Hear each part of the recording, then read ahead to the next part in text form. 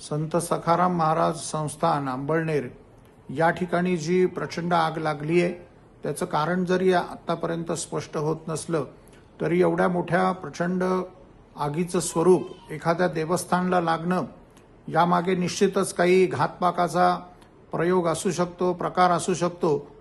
एवढी प्रचंड आग लागल्यानंतर देखील गुरुवर्य प्रसाद महाराज यांनी पंढरपूरची वारी आणि त्यांचं नित्य नियम त्याचप्रमाणे पांडुरंगाचं पूजन हे थांबवलं नसून ते वारी सोडून देखील अंबळनेरला येणार नाहीयेत हा एक मोठा आदर्श त्यांनी समाजापुढे वारकरी संप्रदायापुढे ठेवलेला आहे। पांडुरंग महत्वाचा असे त्यांनी उद्गार काढलेत।